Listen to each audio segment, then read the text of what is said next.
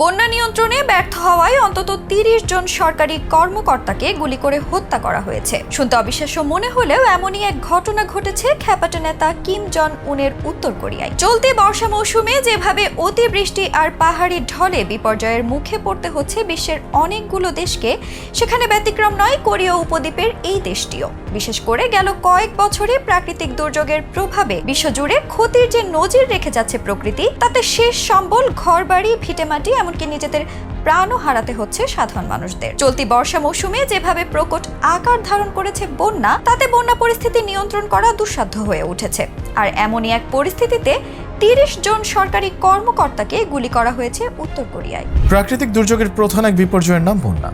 বিশ্বের নানা জায়গায় অতিবৃষ্টি, পাহাড়ি ঢল, নদী বা সাগরের জোয়ারের পানি সহ নানা কারণে বন্যার সৃষ্টি হয়। বিশেষ করে বর্ষা মৌসুমে কিছু অঞ্চলে অতিবৃষ্টিপাত হলে ভৌগোলিক অবস্থানের কারণে বন্যার শিকার হতে হয় সেসব অঞ্চলের অধিবাসীদের। বাংলাদেশে যেভাবে বন্যার অভিজ্ঞতা, তেমন চিত্র দেখা মেলে অন্যান্য দেশেও। তবে বন্যা পরিস্থিতি নিয়ন্ত্রণে সব দেশের বিশেষজ্ঞ এবং দায়িত্বপ্রাপ্ত কর্মকর্তারা নিয়োজিত থাকেন। কখনো সে দায়িত্ব অবহেলা অথবা দায়িত্ব পালনে ব্যর্থ হলে বড় ধরনের সমস্যার সম্মুখীন হতে হয়। যত বড় ব্যর্থতা, তত বড় ক্ষতির মুখে পড়তে হয় জনসাধারণকে। বাংলাদেশের মতো তৃতীয় বিশ্বের দেশগুলোতে এসব নিয়ম নীতির তোয়াক্কা না থাকলেও উত্তর কোরিয়ার শাসন ব্যবস্থা একেবারেই আলাদা।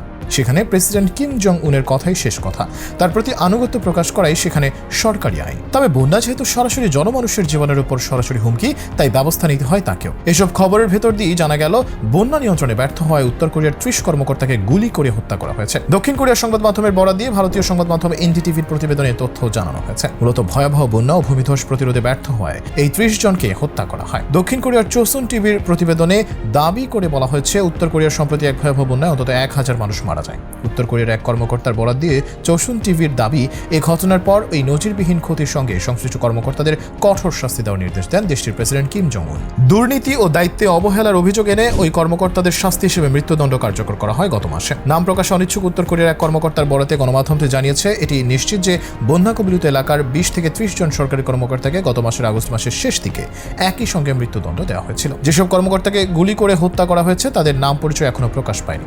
উত্তর কোরিয়ার রাষ্ট্রায়ত্ত সংবাদ সংস্থা central Korean news agency KCNA জানিয়েছে, এছাড়া শাস্তি পাওয়াদের মধ্যে ২০১৯ সাল থেকে চাগাং প্রদেশের প্রাদেশিক পার্টি কমিটির সেক্রেটারি কাং বং হুন একজন। প্রেসিডেন্ট কিম জং উন তাকে পদ থেকে সরিয়ে দিয়েছিলেন। এদিকে সাময়িক বন্যা পরিস্থিতি নিয়ন্ত্রণে ব্যর্থ হওয়ায় সরকার যেন আরও সংকট অনুভব করতে শুরু করে। উত্তর কোরিয়ার মতো একটি দেশে যখন বন্যার জন্য মানুষের প্রাণহানি ঘটছে, তখন তা আবার আন্তর্জাতিক গণমাধ্যমে প্রকাশিত হচ্ছে, যেখানে কিম জং উনের আইনে কোনো তথ্য বিদেশে যাবে না। আর সেখানে উত্তর কোরিয়ার সরকারি কর্মকর্তাদের হত্যাকাণ্ডের খবর প্রকাশিত হচ্ছে তাদেরই শত্রু দক্ষিণ কোরিয়ার গণমাধ্যমের বরাতে। এদিকে গত জুলাই মাসে ব্যাপক ভারী বৃষ্টিপাতের কারণে ভূমিধস ও বন্যার সূত্রপাত হয় উত্তর কোরিয়ায়, যার কারণে অন্তত ৪,০০০ ঘরবাড়ি ক্ষতিগ্রস্ত হয়। একই সাথে বাস্তুচ্যুত হতে হয় প্রায় ১৫,০০০ বাসিন্দাকে। উত্তর কোরিয়ার ক্ষতিগ্রস্ত এলাকা পরিদর্শন করেছেন কিম জং উন নিজেই। পরিদর্শন শেষে কিমের মন্তব্য যে বন্যায় সম্পূর্ণরূপে প্লাবিত এলাকাগুলো পুনর্নির্মাণ ও পুনরুদ্ধার করতে কয়েক মাস সময় লাগবে। মা, শিশু, বয়স্ক, প্রতিবন্ধী সৈন্যদের মতো দুর্বল গোষ্ঠী সহ ১৫,৪০০ জনকে রাজধানী পিয়ংইয়ং এর বিভিন্ন আশ্রয়কেন্দ্রে ঠাঁই দিয়েছে তার সরকার।